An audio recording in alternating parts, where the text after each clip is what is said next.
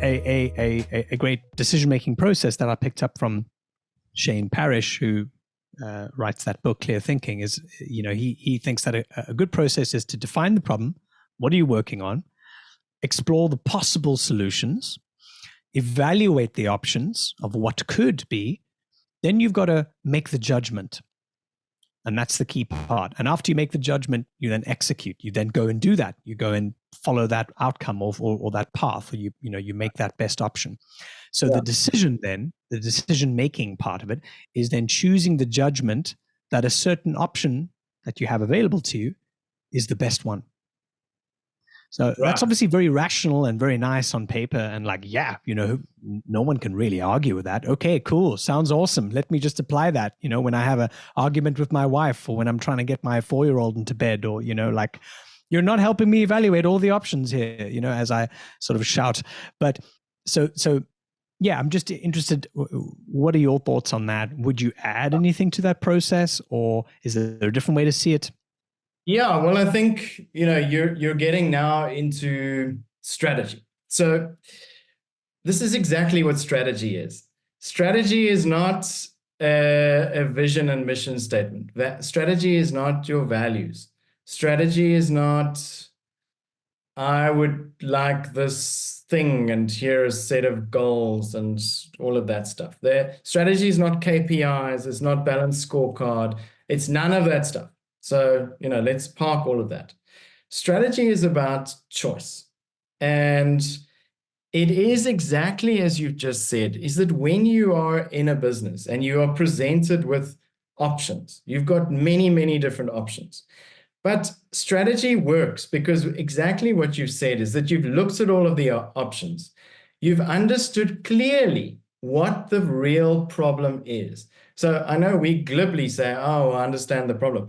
Understand the problem, you can spend a very, very long time really getting to the heart of what the problem is.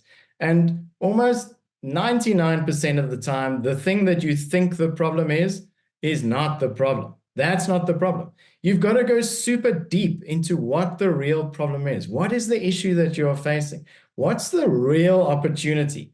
And I think that's where strategy becomes very, very hard, is that people have a strategy workshop and they go, what are we going to do this year?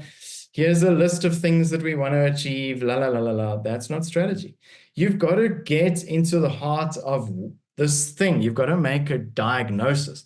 And the same way that a doctor goes through a checklist of things that, might be, we got to look at the symptoms.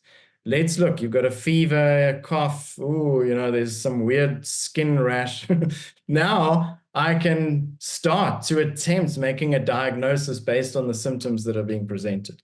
So that's the first thing, is that you've got to get into the realm of that. Once you've understood what the problem is, now you need a concentrated, coordinated, coherent response to that specific thing. And this is where strategy comes in, is that you've got to select just one or maybe two things that you've got to do in order to fix the problem. Now, if you're sitting in a big organization, you're having a strategy workshop, you've got HR and marketing, and there's ops, and come on, IT, come on, get in the room.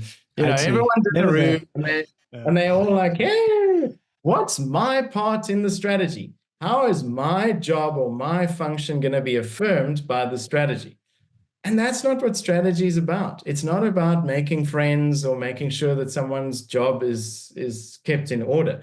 It's about making choice. And it's about selecting that critical leverage point that's going to tip the scale so that you solve this problem. And most importantly, it's about designing a set of action steps that all work coherently with each other in order to focus your energies and your strength specifically on that one thing. That's what strategy is. And getting to that point requires what we've been talking about. It requires critical thinking. It requires, dare I say it, it requires balls. You've got to be super ballsy to say, wow, we've looked at everything, we've identified the problem, and here's our big play. This is the thing that we're going to do which solves it. And that's based on uncertainty.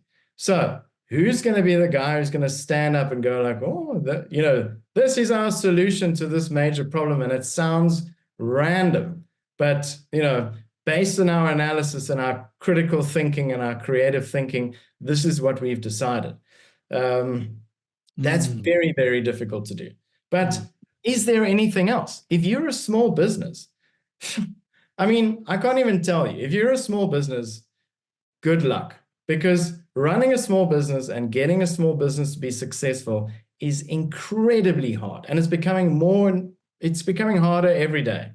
You don't have the luxury of making a mistake, I'm sorry to say. But every single play that you do as a small business or even a medium-sized business has to outperform. You've got to hit home runs every single thing that you do.